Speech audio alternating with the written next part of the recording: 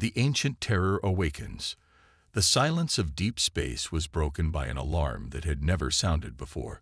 On Observatory Station Prometheus, stationed at the edge of the Andromeda Spiral, Chief Scientist Dr. Yelera stared at readings that should have been impossible. Her four eyes, a trait of her Zephyrian species, blinked in rapid succession as she processed the data streaming across multiple holographic displays. "This cannot be correct," she whispered, her melodic voice carrying the confusion that gripped her mind. The energy signature showing on her instruments was larger than anything in the galactic database. Larger than a star. Larger than a black hole. It was something that defied every law of physics she had studied in her 3 centuries of life. Her assistant, a young crystalline named Nexus, approached with his translucent body shimmering with concern. "Doctor, the readings are confirmed across all sensor arrays. Whatever this is, it's real, and it's moving." Dr. Yelera activated the emergency communication protocol, sending a priority signal to the Galactic Federation headquarters on Centauri Prime. Within moments, the holographic image of High Chancellor Vex appeared before her. The Chancellor's blue-scaled features were marked with the wisdom of countless diplomatic negotiations, but today they showed only bewilderment. "Dr. Yelera, explain what you have found," the Chancellor commanded, his voice carrying the authority of someone who spoke for 1 trillion beings across the galaxy. "High Chancellor, 3 days ago, our deep space monitors detected a massive energy surge from the void sector. Initially, we assumed it was a supernova, but the energy pattern is unlike anything we have seen. The source is approximately 15 kilometers in length and appears to be alive." The Chancellor's expression shifted from confusion to horror. The void sector had been empty space for as long as any civilization could remember. Ancient star charts showed systems there, but they had vanished so long ago that most species considered them mythical. "Are you suggesting that some form of life has been dormant in empty space for millions of years?" Chancellor Vex asked, though his tone suggested he already feared the answer. "Not just alive, High Chancellor. It's moving toward populated systems.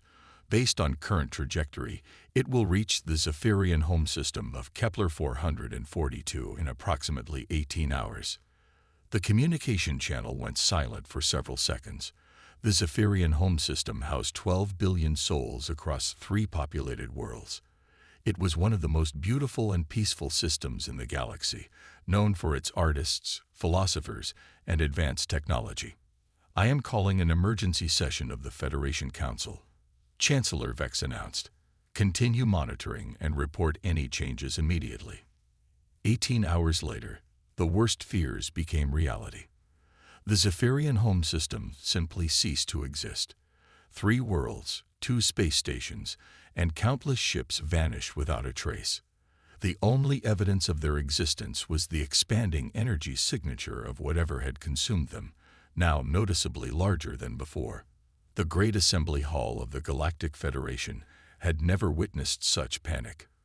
Representatives from 47 different species filled the massive chamber, their various forms of communication creating a cacophony of fear. Some spoke in harmonious tones, others in electronic pulses, and still others through shifting colors and patterns. All conveyed the same message: terror. Ambassador Krellmine, the lone surviving member of the Zephyrian diplomatic corps, stood at the central podium. His usually pristine blue skin had turned pale gray with grief and shock. In his hands, he held the final transmission from his homeworld. A brief message that simply said, "It's beautiful and terrible. We cannot stop it. Remember us." "The creature has consumed everything," Krellmine announced to the assembly. "Our most advanced sensors detected it for exactly 17 minutes before our world was gone. In that time, we learned that it is biological in nature, approximately 15 kilometers in length, and appears to feed on stellar energy and matter simultaneously." General Faxer of the Militarist Alliance stood from his designated area, his insectoid form clicking with agitation. "We have already dispatched our 7th battle fleet to intercept this threat. 200 of our finest warships, equipped with quantum disruptors and photon cannons. The assembly waited anxiously for 3 days. When General Thaxter next addressed the council, his usual confident demeanor had crumbled. The creature destroyed our entire fleet in 12 minutes. Our most powerful weapons appeared to have no effect whatsoever. If anything, our energy attacks seemed to make it stronger. Similar reports came in rapid succession. The synthetic collective sent their most advanced eye-control armada, only to watch their machines turned against each other by some unknown influence from the creature. The Psionic Brotherhood attempted to communicate with the entity telepathically, but their minds were overwhelmed by an alien consciousness so vast and ancient that 3 of their most powerful members fell into permanent comas. Dr. Elena Rodriguez, Earth's representative to the Federation, listened to the reports with growing alarm.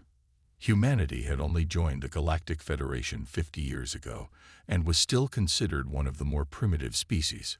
While other races had mastered energy weapons, artificial intelligence, and psychic powers, humans still relied heavily on kinetic weapons and chemical explosives. What do we know about this creature's biology? Dr. Rodriguez asked during a brief pause in the testimony. The lead scientist from the research consortium, a floating gas being called Whisper, responded with patterns of colored light that translated to, "Our analysis suggests the entity's cellular structure can absorb and convert various forms of energy. Every energy weapon we have tested appears to feed it rather than harm it. Its hide seems to be composed of some unknown material that becomes stronger under energy bombardment." What about physical damage? Dr. Rodriguez pressed. The question seemed to puzzle many of the assembled representatives. Most galactic civilizations had moved beyond physical weapons millennia ago, considering them barbaric and inefficient. Physical damage. Whisper's translation seemed uncertain. "We have not attempted kinetic attacks. Such weapons have been obsolete for thousands of years." Dr. Rodriguez stood slowly, feeling the weight of every gaze in the massive chamber. "On Earth, we have a saying, if you only have a hammer, every problem looks like a nail. Perhaps you have all been using the wrong tools." High Chancellor Vex leaned forward in his ceremonial chair. "Are you suggesting that humanity's primitive weapons might succeed where our most advanced technologies have failed?" "I'm suggesting that maybe they haven't failed because they're too primitive," Dr. Rodriguez replied. "Maybe they've failed because they're too advanced. This creature has had millions of years to evolve defenses against energy-based attacks. But kinetic weapons, physical projectiles, explosives, ramming attacks, those might be completely outside its experience." The chamber erupted into a mixture of laughter, scoffs, and what passed for ridicule among various species. The idea that chemical rockets and metal bullets could defeat a cosmic horror seemed absurd to civilizations that had mastered faster-than-light travel and matter manipulation. Ambassador Krell 9, however, was not laughing. Having lost everything to this monster, he was willing to consider any option. "Human Rodriguez, does your species possess weapons capable of harming such a creature?" Dr. Rodriguez looked around the chamber at the advanced alien civilizations, all of whom had failed to even scratch the monster. "We would like to try." Meanwhile, in the depths of space, the Crimson Devourer continued its ancient hunt. The creature had awakened from a hibernation that had lasted since the galaxy was young. In its first life, it had consumed entire stellar clusters before the prey learned to run and hide. Now, after eons of sleep, it found a galaxy full of new energy sources and delicious complexity. The creature's consciousness was vast and alien, operating on timescales that measured events in millennia rather than moments. It remembered the taste of the first civilizations it had encountered. Their terror, their futile attempts at resistance, their final acceptance of consumption. These new species were similar but different, their energy signatures more refined and concentrated. As it digested the Zephyrian system, incorporating the stellar matter and the psychic emanations of 12 billion lives, the Devourer sensed something new approaching. More ships, more energy signatures, more food. But these new arrivals felt different somehow. Their energy patterns were crude, almost primitive by galactic standards. Yet there was something about them that stirred a memory from the creature's ancient past, a memory of pain, of something that had once caused it genuine harm. The Devourer's massive form, covered in scales that shifted between deep crimson and absolute black, began to change course. Its movement through space created ripples in the fabric of reality itself, bending light and distorting time around its massive bulk. Tentacles longer than battleships writhed through the vacuum, testing the cosmic winds for the scent of this new prey. In the creature's alien mind, hunger and curiosity warred with something it had not felt in millions of years: caution. These new beings approaching in their crude metal shells reminded it of something from its youth, when the galaxy had been wilder and more dangerous, something that had taught it the meaning of pain before it had learned to avoid such encounters through hibernation. But hunger won, as it always did. The Crimson Devourer set course for the approaching human fleet, its massive jaws beginning to open in anticipation of a feast. What it did not expect was that these primitive newcomers had no intention of becoming prey. They had come to hunt. The stage was set for a confrontation between ancient hunger and human determination, between cosmic horror and the species that had never learned when to quit. In the vast emptiness of space, two forces that had never encountered each other prepared for a battle that would determine the fate of an entire galaxy. As the human fleet approached the creature's position, Admiral Thane Voss stood on the bridge of the flagship UES Determination, watching the sensor readings with grim satisfaction. His weathered face, marked by scars from Earth's colonial wars, showed no fear, only the cold calculation of a professional soldier who had spent his entire career learning how to kill things that seemed unkillable. "Sir," his tactical officer reported, "we're detecting the target at extreme range. It's God Almighty, sir, the thing is huge." Admiral Voss nodded calmly. "Size just means there's more of it to shoot at, Lieutenant. Signal the fleet. Maintain formation and prepare for engagement. Today we find out what happens when an ancient monster meets modern human warfare." The Crimson Devourer had destroyed every force sent against it through superior evolution and cosmic power, but it had never faced an enemy that considered overwhelming odds to be a personal challenge, that treated impossible battles as opportunities to prove their worth. It had never faced humanity. When humanity strikes back, the command center of the UES Determination buzzed with controlled chaos as Admiral Thane Voss studied the tactical displays showing the Crimson Devourer's approach. Unlike the elegant alien warships with their smooth curves and energy shields, the human fleet looked like exactly what it was: a collection of armored fortresses built for war. Each ship bristled with weapons that the galactic community considered archaic: rail guns, missile pods, and kinetic cannons. "Range to target?" Admiral Voss asked, his voice steady despite the magnitude of what they faced. 15,000 kilometers in closing, sir," reported Lieutenant Commander Sarah Chen from the sensor station. "The creature is moving faster than our projections indicated. It's also larger than the alien reports suggested. I'm reading closer to 20 kilometers in length." Captain Marcus Webb, commander of the heavy cruiser Retribution, appeared on the communication screen. "Admiral, my gunners are getting nervous. This thing ate entire star systems. Are we really going to try to kill it with bullets?" Admiral Voss allowed himself a small smile. "Captain, our bullets are tungsten slugs fired at 12% of light speed. Each one carries the kinetic energy of a small nuclear bomb. The aliens couldn't hurt this thing because their weapons give it energy to feed on. Our weapons give it physics lessons." Dr. Elena Rodriguez, who had insisted on joining the fleet as a scientific advisor, stood nearby studying the creature's bio-readings. "Admiral, the energy patterns are unlike anything in our databases. This creature's biology is designed to absorb and convert stellar energy, electromagnetic radiation, and exotic particles. But there's no indication it has any defense against simple kinetic force." "That's what we're counting on, Doctor," Voss replied. "All ships, This is Admiral Voss. We know this creature has destroyed every energy weapon-equipped fleet sent against it. We also know it's never faced anything like us. Remember your training. Get in close, hit hard, and keep shooting until it stops moving. The Crimson Devourer sensed the approaching fleet and felt a stirring of ancient memory. These crude metal shells reminded it of something from its distant past, when the galaxy was younger and more dangerous. The creature's massive form began to change, its scales shifting from deep red to warning colors of bright orange and electric blue. Tentacles that could crush battleships spread wide in an aggressive display. As the human fleet closed to engagement range, the Devourer launched its first attack.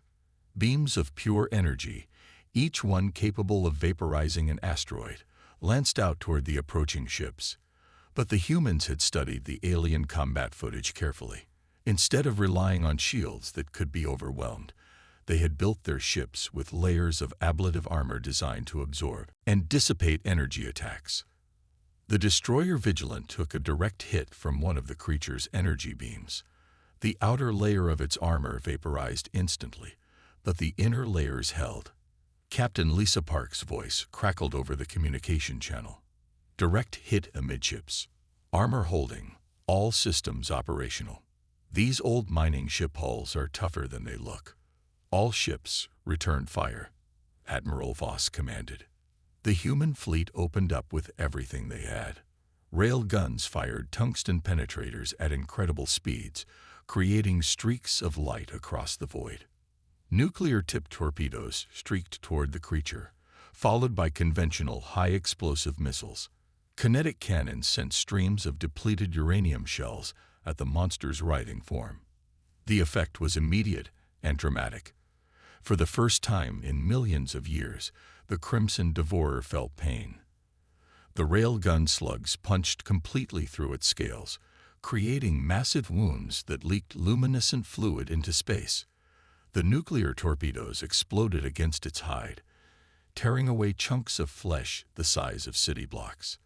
The creature's roar of surprise and agony created ripples in space-time itself. "We're hurting it," Dr. Rodriguez exclaimed, watching the creature's bio-readings fluctuate wildly. Its energy absorption capability doesn't work against kinetic weapons. The physical damage is actually accumulating. The Devourer, ancient and intelligent, despite its monstrous nature, quickly adapted its tactics. Instead of energy beams, it began to use its massive tentacles as weapons, swinging them through space like cosmic whips. One tentacle caught the frigate Defiant, wrapping around the ship's hull with crushing force. But the humans had planned for this too. Captain James Miller activated his ship's self-destruct sequence, turning the Defiant into a massive bomb that detonated inside the creature's grasp. The explosion tore off the end of the tentacle, sending the massive appendage spinning away into the void. "This is Captain Miller to all ships," came his voice over the emergency frequency. "Escape pods away. We hurt the bastard, but it's going to cost us. Give them hell for the Defiant." The battle became a deadly dance of destruction. The Crimson Devourer used its size and reach to devastating effect, but the human ships were smaller, faster, and more maneuverable. They darted in and out of the creature's reach like angry wasps, each attack run leaving new wounds in the monster's hide. Captain Sarah Mitchell, commanding the heavy cruiser Hammer, led a particularly daring assault. "All ships, form up on me. We're going to try something the aliens never attempted. A point-blank attack run." "Captain, that's suicide," warned her tactical officer. "Maybe," Mitchell replied. "But it's also the only way to get our heavy weapons close enough to do maximum damage. All ships, follow my lead and prepare for close combat." The human formation accelerated directly toward the creature's massive head, their ship's armor glowing red-hot from the monster's energy attacks. At the last possible moment, they opened fire with everything they had. Rail guns fired at point-blank range, punching deep into the creature's skull. Nuclear torpedoes detonated inside the wounds, causing massive internal damage. The Crimson Devourer thrashed in agony, its massive form creating shockwaves that sent several human ships tumbling through space. But the humans kept coming. Even damaged ships continued to fight, their crews refusing to retreat as long as their weapons still functioned. Dr. Rodriguez monitored the creature's bio-readings with growing excitement. "Admiral, we're actually winning. The creature's energy levels are dropping, and its regeneration rate can't keep up with the damage we're inflicting. But it's learning our tactics. Each attack run is getting more dangerous." As if to emphasize her point, the Devourer managed to catch the destroyer Vengeance with a lucky tentacle strike. The ship was crushed like a tin can, its hull breached in dozens of places. But even as the ship died, its crew continued to fire their weapons, their final shots adding to the growing list of wounds on the monster's hide. Admiral Voss watched the tactical display with grim determination. They were winning, but at a terrible cost. 7 ships destroyed, 4 more heavily damaged, and they were running low on ammunition. The creature was wounded but still very much alive and extremely dangerous. "All ships, concentrate fire on the head region," he ordered. "If this thing has a brain, that's where it will be. We need to end this before it adapts to our tactics completely." The remaining human ships formed up for what everyone knew would be the final assault. They had thrown everything they had at the creature, and while they had hurt it badly, it was still capable of destroying them all if they gave it the chance. Captain Marcus Webb made a decision that would have been considered insane by any alien military leader. "Admiral, I'm requesting permission to ram the target. The Retribution's reactor is damaged anyway, and I can overload it on impact." "Negative, Captain," Voss replied. "We need every ship we have." "Sir, with respect, we need to kill this thing more than we need to preserve our ships. My crew volunteers for the mission." Before Admiral Voss could respond, Captain Mitchell's voice came over the communication channel. "This is the Hammer. We're also requesting permission for a ramming attack. Our forward batteries are destroyed, but our engines are still good." Within minutes, half the remaining fleet had volunteered for suicide runs against the creature. It was a level of sacrifice that would have been incomprehensible to most galactic civilizations, but it was simply Tuesday for humanity. The Crimson Devourer, despite its alien nature, recognized the change in the humans' tactics. These strange beings were no longer fighting for victory. They were fighting for mutual destruction. It was a concept that the creature, for all its ancient wisdom, could not fully comprehend. In its millions of years of existence, no species had ever been willing to die just to hurt it. Admiral Voss made his decision. "All ships, coordinate your attacks. Ramming vessels will go in first to create openings, followed by our remaining torpedo boats for the killing blow. This is it, people. One last push." The final assault was poetry written in violence and sacrifice. 3 human ships accelerated to ramming speed, their reactors overloading as they struck the creature's head region. The explosions created massive wounds that exposed the monster's brain cavity. Into these openings, the surviving torpedo boats fired their remaining nuclear weapons. The Crimson Devourer's death throes shook space itself. The creature that had survived for millions of years, that had consumed entire civilizations and slept through the rise and fall of galactic empires, died in the cold vacuum of space, killed by beings it had considered primitive prey. As the creature's massive form went still, Admiral Voss surveyed the cost of victory. 12 ships destroyed, countless brave souls lost. But the galaxy was safe. The impossible had been achieved through human stubbornness, ingenuity, and the willingness to sacrifice everything for a cause greater than themselves. "All ships, this is Admiral Voss," he announced to his battered fleet. "The target is confirmed destroyed. We've done something no other species in the galaxy could do. We've killed a legend. Every soul lost in this battle died a hero's death, and the galaxy will remember their sacrifice." Dr. Rodriguez looked up from her sensors with tears in her eyes. "Admiral, we're receiving communications from across the galaxy. Every species is asking the same question. How did we do it?" Admiral Voss smiled grimly as he composed his response to the Galactic Federation. Tell them it's simple. We brought the right tools for the job. Sometimes the old ways work best, especially when dealing with old monsters.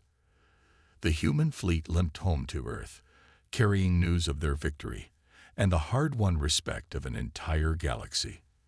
They had proven that advanced didn't always mean better, that courage and determination could overcome impossible odds, and that sometimes the most primitive solution was the most effective one. The Crimson Devourer was dead, but the legend of humanity's victory would live forever, a reminder that in a galaxy full of ancient powers and cosmic horrors, the most dangerous species might just be the one that never learned when to quit.